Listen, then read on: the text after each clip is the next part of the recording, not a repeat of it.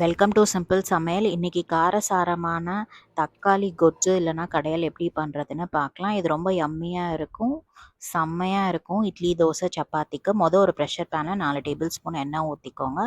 1 table spoon ஜீரகம், 1 table spoon சோம்பு சேர்த்துக்கோங்க. அது பொரிஞ்சதும் 7-8 பூண்டு நல்லா கட் பண்ணி சேர்த்துக்கோங்க. இதோட 10 to 12 கருவேப்பிலை எல்லாம் சேர்த்து வதக்கி கொடுங்க.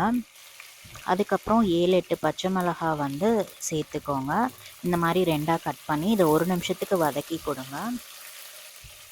அதுக்கப்புறம் 3 பெரிய வெங்காயம் கட் பண்ணதை சேர்த்துக்கோங்க. ஒரு 1/4 கிலோ போல் இருக்கும்.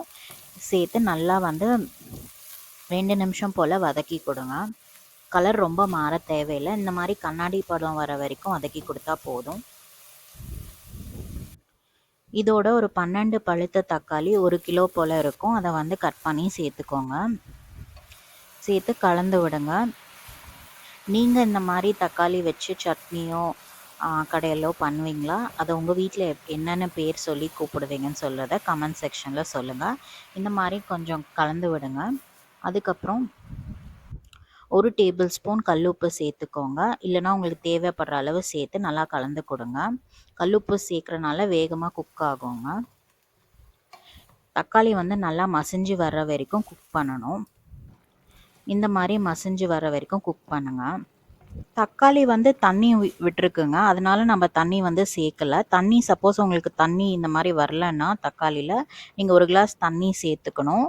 அதுக்கப்புறம் 1 டேபிள் ஸ்பூன் சில்லி பொடி சேர்த்துட்டு நல்லா கலந்து விடுங்க. ஒரு கொதி வந்தப்புறம் குக்கர் மூடி போட்டு க்ளோஸ் பண்ணிவிட்டு 2 விசில் குக் பண்ணி எடுத்துருங்க. ப்ரெஷர் ரிலீஸ் ஆன அப்புறம் ஓப்பன் பண்ணிவிட்டு உடனே கலந்து கொடுங்க. அப்போது நல்லா மசிஞ்சு ஒரே மாதிரி வந்துடும். ஸ்டவ் ஆன் பண்ணிவிட்டு 1 நிமிஷம் மட்டும் குக் பண்ணுங்கள் லோ ஃப்ளேமில்.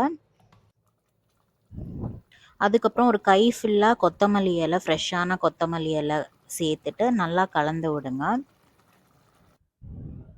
இது செம்மையாக டேஸ்ட் கொடுக்கும். நல்லா கலந்து விட்டுட்டு ஸ்டவ் ஆஃப் பண்ணிவிடுங்க. இது அப்படியே ஒரு பவுலுக்கு ட்ரான்ஸ்ஃபர் பண்ணிவிடுங்க.